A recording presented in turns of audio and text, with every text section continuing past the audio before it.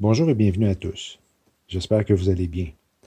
Comme vous le savez probablement, le nombre 70 est attaché à des événements majeurs dans les Écritures, comme les 70 peuples représentant l'humanité entière de la terre qui ont été dispersés après la construction sacrilège de la tour de Babel, mentionnée dans Genèse 10, les 70 Hébreux qui entraient avec Jacob en Égypte, la prophétie des 70 semaines du livre de Daniel.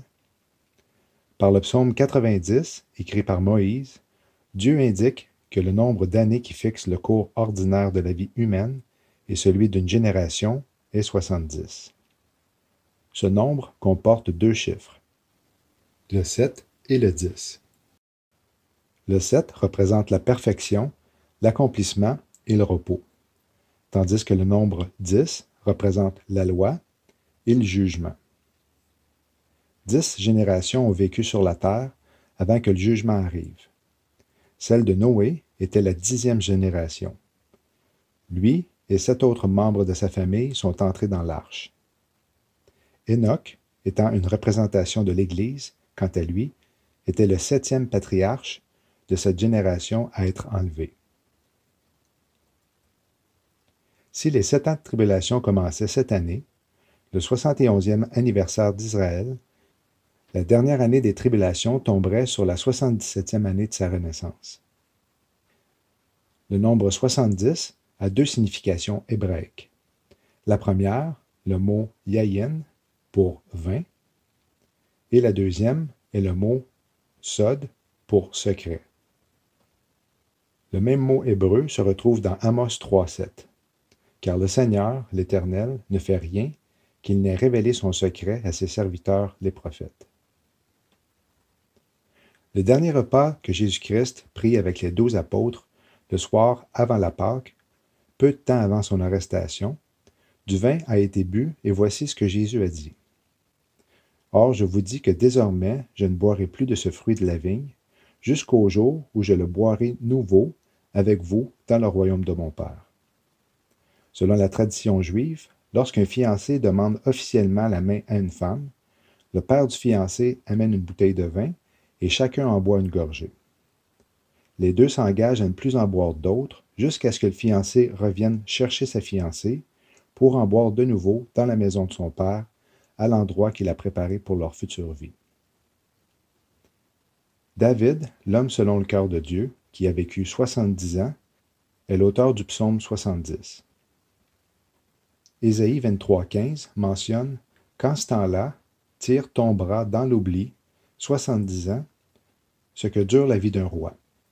Au bout de 70 ans, il en sera de Tyr comme de la prostituée dont parle la chanson. Lisons maintenant les 6 versets que contient le psaume 70, tout en nous rappelant que nous sommes présentement à la fin de la 70e année de l'anniversaire de la renaissance de l'État juif. Ô maître chantre, psaume de David, pour servir de mémorial. Ô Dieu, hâte-toi de me délivrer, Éternel, accours à mon aide. Qu'ils soient honteux et qu'ils rougissent, ceux qui cherchent ma vie, qu'ils reculent et soient confus, ceux qui désirent ma perte. Qu'ils retournent en arrière, à cause de leur honte, ceux qui disent « Ah ah ».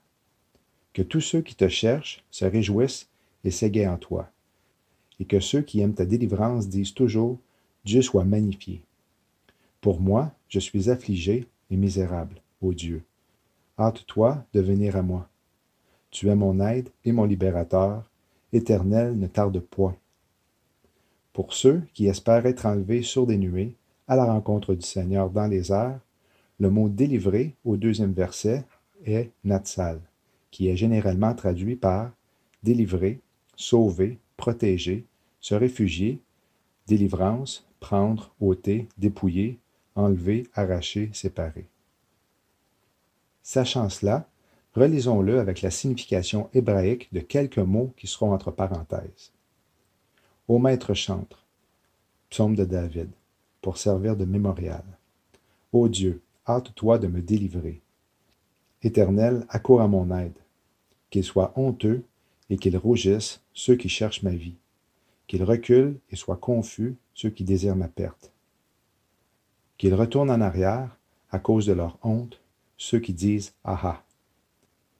Que tous ceux qui te cherchent se réjouissent et s'égaient en toi, et que ceux qui aiment ta délivrance disent toujours « Dieu soit magnifié ».